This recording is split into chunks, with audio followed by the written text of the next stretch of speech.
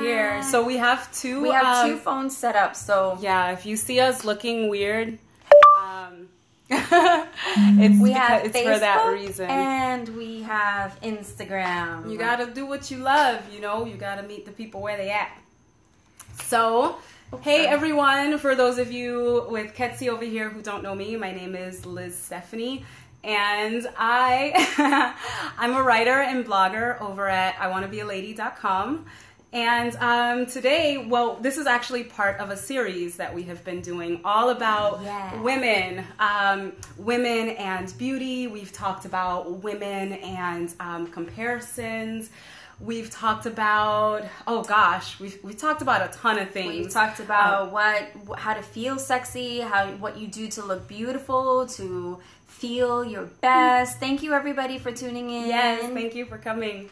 Yeah, so, and here's our series. So this is the next video, and we're going to be talking about some of women's history. Evolution of women's liberation. Where we are today. Yeah, so there's a book that I love, which, if you will excuse me 1 second, I'm actually gonna, oh, you can't see me here? I'm gonna grab it 1 second, and I wanna tell you guys about it. Some of you may know, but it's called America's Women, and it's 400 years of dolls, drudges, helpmates, and heroines. So I was reading something that was really interesting that I didn't know, and I love interesting facts, and maybe you do too. So it's talking about the song The Twist that you guys all know, like, let's do the twist. Come on, baby. Love that song, right? And we usually just play it, like, you know, for fun, and we don't really think of it as being like an important song. But what I discovered was that the twist was actually revolutionary for women.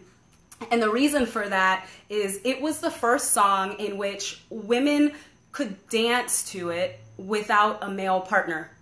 And I was like, what? And so before the twist, women had to, one, dance with a man. And secondly, if they were, say, like they were a great dancer, right? Like, I love dancing, you love dancing. Yes. If you were stuck with a partner or no partner, you just weren't dancing at all. Like, that was your option. You got lucky and danced with someone who was any good, or someone asked you to dance and you were like, sure, and you accepted what you got, or you sat on the bench. And so with the twist, it's like, here was a song that women got to like free themselves. You can't dance with a partner, right? You're like swinging your arms and swinging your hips, and you could have a partner. He was like somewhere in the vicinity, but whatever he was doing was his business, and what you were doing was your business. So I think that's really, really cool. But honestly, until she read it, I didn't even think about that. I didn't even think about there was a time in which women couldn't just get up and dance if they wanted to dance. Let's take a few minutes to say hi to everybody tuning in. Thank you so much, everybody, for watching. I saw Frank, I saw Francie, I saw my cousin Edgar, Rafael. There's Thank you Peter, so much, Peter. There's Lenny, there's Ashley Sita. Hey, all of you, for coming in. And we would love to encourage you guys to send comments, questions, comments. Give us a thumbs up, a heart. Mm-hmm. A heart. Right. Yeah, we like hearts and love and stuff. So yeah, I just think that it's really interesting that a lot of times when it comes to the things that we do today, we don't realize the steps that it took to get there, right? Yeah, no, we don't realize it at all. It just seems like we take it for granted. Right, right. We do take it for granted, and it's like, so changes to what's acceptable and social views and such, it doesn't have to be like this big, like, revolutionary thing where you're like pounding the streets. And I mean, I would have loved to be like burning the bras and all of that. You know, I just feel like it would have been kind of fun. You know, it's like power in numbers. Like, I'm just gonna sneak in here and like burn mine too. But even just small things like a song that liberated women. Mm-hmm. Something else that liberated women was the bicycle. The bicycle is like Our biggest ally, dude. The bicycle. So women used to get really... Don't tell me they couldn't drive. No, because there were some cars, but nobody had cars. Where women weren't allowed to drive, or not everyone had a car. Yeah, cars weren't even. They were like the rich and famous back in those days. But before that were bicycles. And women, if you watch like period films and such, they had these huge dresses that dragged along the floor. And the streets were dirty. Oh. Okay. And so, I mean, even doctors at the time, you'll see that doctors were saying, like, listen, we got to do something about this. Our women are getting sick. Because it was like the norm. You can't show your ankles. You know, it's like, damn, girl, them ankles fine. You know what I'm saying? So they had their ankles covered up the whole time. So when the bicycles came out, the women were like, listen, we're going to need more freedom here. And they had been advocating for things like removing the corset and raising their hemlines. And people were like, no, lady, this is what we're going to need you to put on. Hey, ginger ale. Hi. So the women finally, when the bicycle came out, they were like, I would love to ride this bike, but my dress is way too long. It's getting tangled up. And so that was like, the bicycle was the entry point for women to actually start raising their hemlines to allow them to ride the bike. Before that, nobody was having it. That's amazing. Do you guys know? Skirts and dresses got shorter because of a bicycle. That's right. And our health improved. Because we were, back in the day, like if you see those old New York City streets and stuff, you think, no offense to New York, but you know, them streets ain't too clean. But they didn't even have good sewage systems and such back then. Like the reason that women walked on the inside of the street and men walk on the side closer to the road is because they would throw their dirty water and their trash out the windows. And so it was more polite for the man to take the hit. What? It was more polite for the man to take the hit and the women walked on the inside. So the streets were filthy and they had horse-drawn carriages. So you know what horses do, right? And you got this long dress trailing on the floor. Well, this makes sense. Obviously, these are things I don't even think about. I mean, I go about my daily life. I don't even think about these things.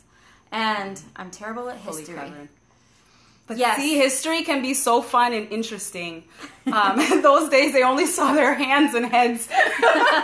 Exactly. Except for when they had the corsets, like, popping their boobs, like, squeezing the crap out of their boobs. Well, that was Lux. That was Lux? That was Lux. What do you mean? Right? But not everyone had a corset that popped their boobs up. Oh, yeah. But they still tried to wrap. They had cheaper versions. All right.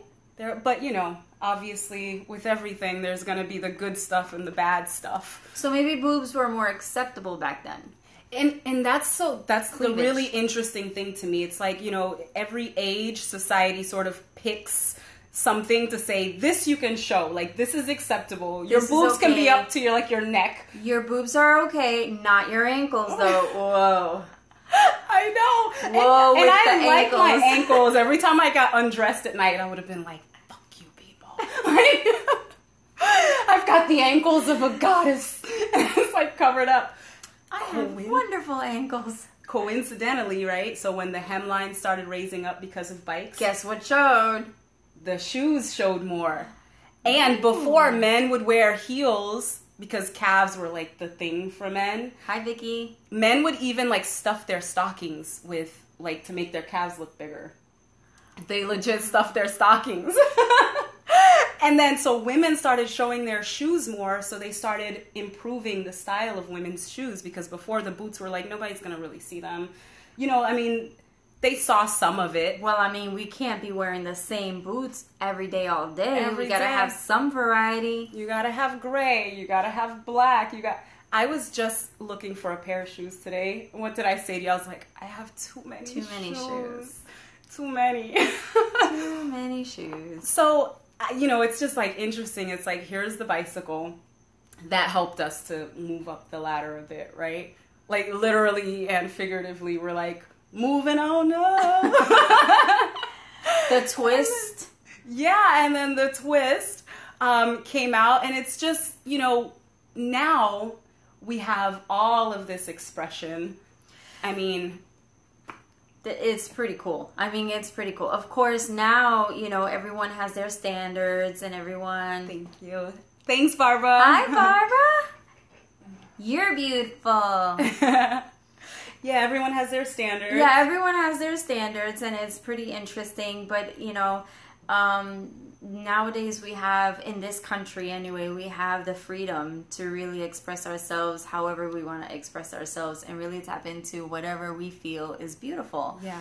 And for some, that could be an extremely polished, classic look. And for others, that could be a very laid-back, casual approach. And then, he said, you sexy, powerful, beautiful women. Yeah. Thank you. Speaking of sexy, like, that's another one. You know, some women choose to dress, like, to highlight their sexiness. And I think, you know, in this age of variety and, like, freedom of expression for women, that it's liberating, but it also opens us up to a bit more criticism. And, like, the way that you decide to go in expressing...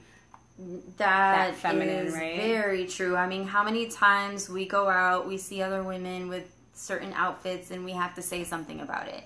You know, what is she wearing? Oh, who does she think she is? Damn, girl, cover up. Or, damn, girl, you don't have to dress like a grandma, you know.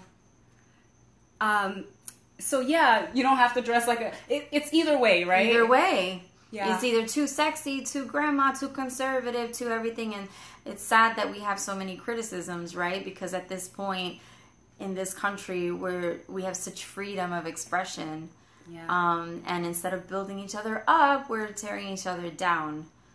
It's like I fought for the right to show my ankles and my calves and my knees and my Our women upper thighs. of the past fought for that. So why not? I know. Well, so I saw someone, well, not one person. I've seen multiple, like, butt cheeks out. I feel like it's becoming sort of normal now to see, like, butt cheeks on the street. And I'm just like, man, you know, I'm thinking about it. I'm like, back in the day, I mean, literally everything was covered. Like, if we could take someone from that time and put them here... I don't even know what... I don't know where it would start. They would want to go back right away. Yeah. So, I mean, I wonder, what do you guys think about that? Like, women dressing provocatively, or, I mean, I don't even know if I should... Yeah, I guess provocatively. Because for some people, they're like, this isn't provocative. You know, just like back in the day, a woman could show her ankles and say, this isn't provocative. And everyone would be like, oh, hell yeah, it is. Yeah, your ankles are really sexy. Yeah. So what makes something sexy? Do you think that there's a point where it's too much, it's too out there? And given how often things have shifted throughout history, like how do we draw that line? Like, how do we say this is okay and this is something that is too much? This should be stopped. Mm-hmm. I don't know. Well, I mean, there's going to be a wide range, right? A huge scale because it depends on everyone's upbringing. It depends on how people view the society nowadays. Mm-hmm. Where some people are very religious and conservative. Other people are very liberal. And what does he say? Back in the 70s, New York, if she put on tight pants, the gangs will cut their backside? Oh. What do you mean? Like literally with a knife? Oh, God, please, no. Or gang raper. If she put on tight pants. You'll have to elaborate. So... Backside crazy. I'm not sure. Elaborate on what you mean. Yes. No slang. We're from Florida. I'm going to take that as some New York slang. I don't know. Maybe Mark, maybe you know what that is. But, you know, so tights actually replaced like around in the 60s and such women started wearing tights to replace like corsets and all of this underwire and all of that crap that they had to walk around in all the time. And they started wearing tights with their mini skirts, you know, because even in the 60s, which we consider a time of like total liberation, most women, you know, it trickles down, and most women were still not ready to go from, hey, I'm covered up and you've never seen my knees, to, you know, wearing these super short skirts. And now we're wearing super short skirts. Super short skirts and super short shorts. I mean, they're really, really short. I was telling Liz earlier today that I was dropping my daughter off at school, and that there was a student getting out of the car right in front of her. And as she was walking into the school, her shorts were so short that her butt cheek was showing. And this is a middle school student. I was mortified. I was mortified. And immediately I passed judgment on the parent, right? And I really, like, I don't know their circumstance. And Liz pointed that out. It's like, you don't know. You don't know if the parent struggled and fought that morning to be like, you're not wearing that. And she said, yes, whatever the case is, it's interesting to see what kids nowadays can get away with, and how middle school students are looking like they're 25. Mm-hmm. Well, I taught middle school for 10 years, and I found it interesting, you know, because I would see them taking pictures in the hallway and in class, and they were really mimicking like the poses and such of women on Instagram, you know, whereas back in the day you had models in magazines and they were just doing all kinds of, you know, but it didn't have like the provocative nature of some of the stuff that you can find now. I mean, even this thing that drives me crazy, I'm like, if I see another, like, I did it for y'all. I'm like, you know what? Right? Yeah. But, you know, so, yeah, they are getting exposed to a lot more. But, you know, I thought maybe the parent was like, well, it's your body and you do what you want. Which I think is kind of difficult for a lot of us to take. Like, what do you mean it's her body? She does what she wants. Like, you can't wear that. But, like, what? Just a few days ago, my mom she didn't know what Instagram was until a few days ago, right? And so she asked me, like, what are you doing online? Let me see your stuff. So I showed her my website, which I completely forgot has my Instagram, like, feed on the side of it. So she saw a picture. One of them was our boudoir photo shoot picture. And the other one was just, I was on the beach in a bikini. And that's all she saw. And she was just like, this is too much. It's too much for... And the boudoir shoot, mind you, was like my stomach was covered. You could see like some upper thigh, maybe side butt. And for me, I was like, this was one of the more conservative of my pictures.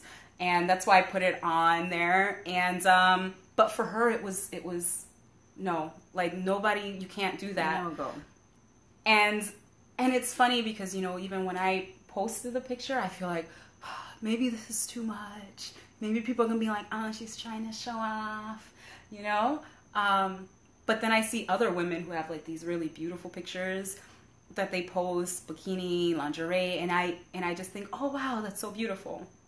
So we kind of have different standards for ourselves. We do have different standards, and it's interesting to note also that within a few days, my mom also reached out to me with a text that I sent her.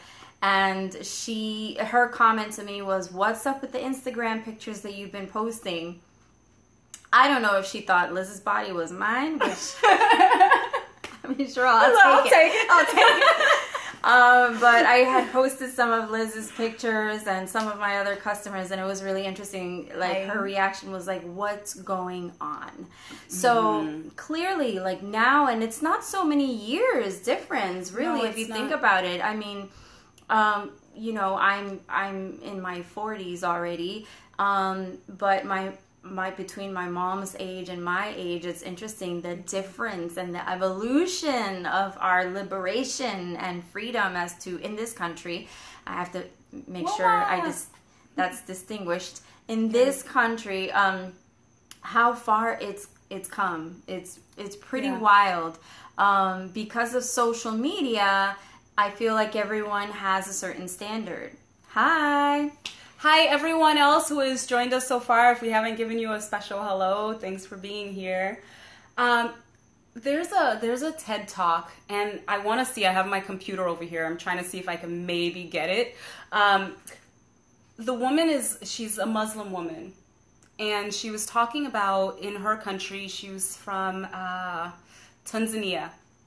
And what she was saying was that the women there have this practice where they dance. They would all get together, all of the women, and they would do these dances, and it was just all women. And she was like, women from 2 years old to 90 years old.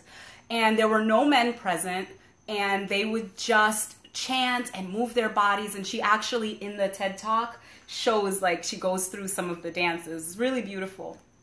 And she said that she saw these same women share, like, all of this, like, feminine, like, womanly energy and be so sexy and sensual, and she loved that freedom. And then as soon as they went out amongst men, that she was like, they would literally cover up their sexuality because it was sort of disruptive. Mm-hmm. That's exactly. And the way she said disruptive was like, it was disruptive. Mm-hmm. Like, you're such a strong man, and this is gonna like just throw the world over. Like, no one can focus with your sexiness. Yeah. Oh, and that was too disruptive. Right. And if I can, I'm gonna figure out, or maybe I could send it to you as well, and then you can link it in the video. Yeah, I'll link it in the description. I'll link it there. Yeah. Hey, Ja. So it was really interesting because she said that she had felt very restricted, and she loved moving her body. She was very sensual. So she said as soon as she could, she decided that she would leave her country and go somewhere that was more liberated. So she moved to France, and she found that in France, that the women were... Polar opposite. Actually. No? No. I didn't watch that. So, well, she said that what she found was that the women were still relinquishing their femininity in another way. So in order to sort of be powerful in the masculine field, to be taken seriously, to be taken as like an intelligent, smart woman, a businesswoman, an intellectual, that they were being more masculine, if we want to, men and women, we all have masculine and feminine traits, but they were sort of pushing aside the feminine part of them in order to be like taken seriously. And she goes, it's like the same thing here. And she was like, I didn't say anything because who am I as a Muslim woman to tell these women that they weren't liberated when they felt liberated, And I said, how interesting.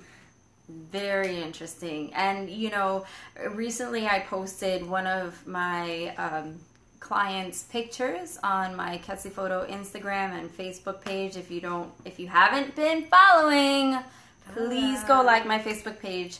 But I posted her picture, and one of the things that we spoke about was how she was working on still being her sexy, sensual self, which she is naturally, and being taken seriously, because she feels that now that she's single, and it was a beautiful conversation. She said, I tend to be a very sexual person, and she doesn't want to necessarily hide that. She doesn't want to cover that, but she also wants to let everyone know that she is a serious person and she's to be taken seriously. And it's not about one side or another. So reaching that balance is difficult. There's still so many people that will look at that and say, well, if you want to be taken seriously, then ... Mm-hmm. And it's like, well, no. I mean, at some point you really have to realize that sexiness comes from a place within, as well as power comes from a place within, and it all comes hand in hand when you as a woman really start accepting your sexiness and accepting your power, and you're confident and loving yourself, that power and that sexy, boom, will just radiate. Mm-hmm. So let's not pass judgment. Right.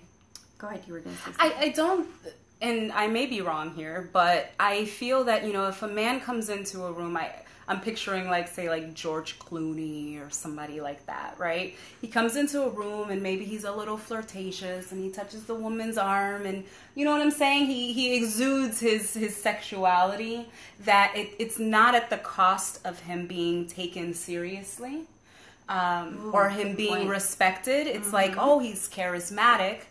Whereas if a woman comes into the room, maybe she's flaunting what she has, or she's proud of it, or she's being flirtatious, or exuding that sensual side, that it's like, there's a bit of weariness there. Ain't that the truth? Yeah. I mean, I've been told a billion times by my guy friends, you're being too flirtatious, you're being too friendly, so I was told this, and maybe some of the guys here can tell me, okay? Chime in. That a woman absolutely cannot touch a man in any way during a conversation, or that's giving him the go-ahead that you're interested in him. Because, I mean, if I laugh, and I'm talking about, Elaine Bennis, Seinfeld's, pushing the guy over, if he says something funny, it was just, something that I naturally, I'm just stop, oh my God, that's so funny. And so I was told by my guy friends, no. And I'm like, but why can't we just be humans? Yeah, I mean, it comes out naturally in me as well. I remember being 16 and my dad being like, Quetsy, you need to stop that. And I'm like, but what am I doing? I was so innocent. Mm-hmm. And it's just that I would laugh and I would just be like, haha. Yeah. And touch and and cause this and cause that, and it's in me, it's my nature. And he would just be like, do not touch the men as you're speaking, or boys as you're speaking to them. And so I had to, hold it back. And now as an adult, as a grown woman, I do it. I do it because it's so fun. You too. Yeah. I'm just kidding. No, but seriously though, not even fun. I think it's just natural. Some people just touch more. Yes. Interesting fact, there was a study, I don't remember, it was a long time ago that I read it, but it found that American men on average touch the least often than other nationalities. That American men, their average of touching in a conversation is 2 times, when they say hello and when they say goodbye. And they looked at France and Italy and Germany and Europe and Africa and all of the other continents, and men were much more affectionate. When they spoke, they put their arms around each other, they hugged, they patted each other on the back. In some places, they even hold hands if it's a friend, or kiss. And so, it's very cultural. So I'm like, if this is my body doesn't know where I was born, No, I think we have certain traits and characteristics, and it's okay. That's okay. Mm-hmm. I mean, of course, you want to look at the setting in which you're in. You don't want to be in a business meeting talking serious stuff. Laughing and touching people, I guess. But at the same time, I like to mix them. If it's your coworker and you're comfortable with them and you're talking, and even not, I don't even know. I don't know what I'm saying. I guess what I'm saying is use your discretion, but at the same time, I feel that we shouldn't be judged for doing so. Yeah, I'm I have brains. Or not even judged, just being told, well, you're giving someone the wrong idea. Well, he can get his idea out of his head because this is me. Yeah. Or he can keep it. You do you, boo. Figure it out. Yeah, but it's okay, so we have all kinds of assets, right? Intelligence and wit, cleverness, and all these creative facets. And so I think about, a lot of times people are like, oh, stripper. But some of them are incredible dancers and incredibly skilled, not even just dancers, just skilled at moving their body or skilled in seduction, and it's someone agreed. Yeah. And I'm what if that's that person's talent? Like, that's their gift. That's what they're good at. That's what they feel comfortable with. Like, we wouldn't tell someone who's creative, like, you can't create art. That's wrong. Or, you know, someone who's smart, intellectual, like, no, we're going to need you to stop thinking. Like, you know, we have all kinds of different talents. And for some people, for some of us, it's like, it's in our physicality. Mm. And I think that we're still fighting that, I don't want to say fighting, but I think we're still struggling with what's acceptable and accepting other people's standards of what's okay. It ain't easy. No, it's not, because there's such a variety of opinions and thoughts and upbringings, like we mentioned, and even religious beliefs, you know, that, I mean... I still, if my Heck, mom, my mom. I was just gonna say, if my mom is watching, she'd probably be like, "Quetsy, your top is too low. This is unbelievable." You know, girl, my parents.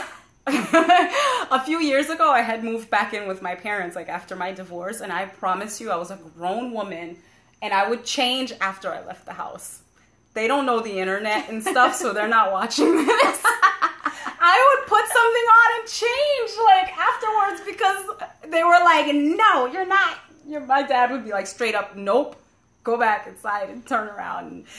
But, you know, I want to be sensitive to them, too. Yeah. But I've gotten a lot more free, I tell you that.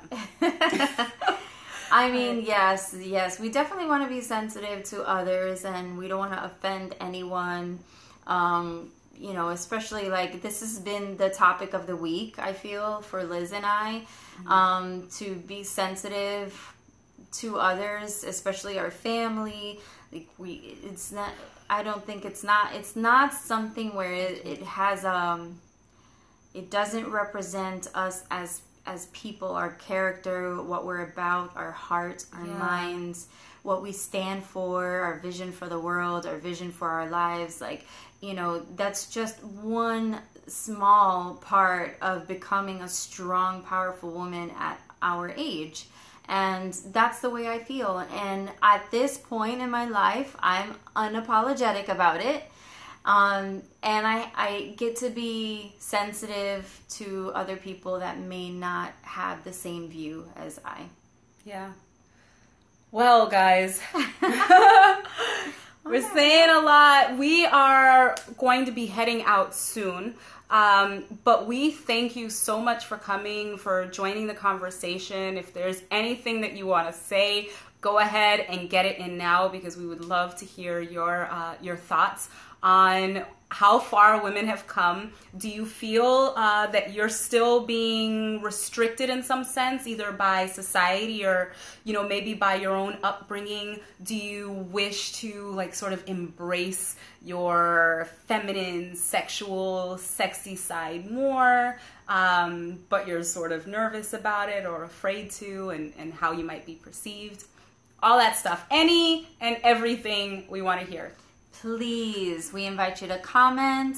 Check out iwannabealady.com for Lyz-Stephanie's blog. It's entertaining, funny, informative, and she has her amazing boudoir pictures that if you haven't checked them out, go check them out. Go to Quetsy.com and like me on social media, Instagram, Quetsy Photo, Facebook, Quetsy Photo, and yeah. Oh, and then me, I'm on Instagram, I wanna be a lady. So I realized afterwards, people was like, IWANNA, be a lady. I wanna. Yeah, it's not like I want to be a lady. Not want. I wanna. I wanna. So actually, we were walking down Las Olas today, and Quetsy didn't know that someone was walking up behind her, and she starts like booty shaking on me, and she turns around, and the guy was like right there. She's like, "Oh God, I want to be a lady." I promise, I really do want to be a lady. She was straight up like bouncing up. I should not have been twerking in the middle of the street. No. The middle of Las Olas Street, okay? We weren't even in the hood. I was maybe, I don't know. I was hoping nobody was watching me. But that's okay. And then we laughed about it and we're like, I'm a sexy lady. What do you want from me? So I am on Instagram as I Want to Be a Lady. And I am also, our YouTube video is on YouTube. Go check it out, please. And I'll also link it up on the description box. We'll link our websites, the YouTube video, and the TED Talk that Liz was mentioning. Yes. Like me and comment me if that's a thing. I'm going to be making a ton more YouTube videos. I'm so excited for it, guys. I'm so excited. So anyway, thank you so much for coming. We are going to let you go. It's Friday. Whether you are home chilling or whether you're hitting the town, have a good time, live it up. We live in an age of do what you want, but be nice to people. And come on, baby, do the twist. Yeah, we have to listen to that tonight. See, if I was like prepared, I would have like had it like start streaming in. All right, everyone. Have a great night and a great weekend. Thanks for coming. Bye.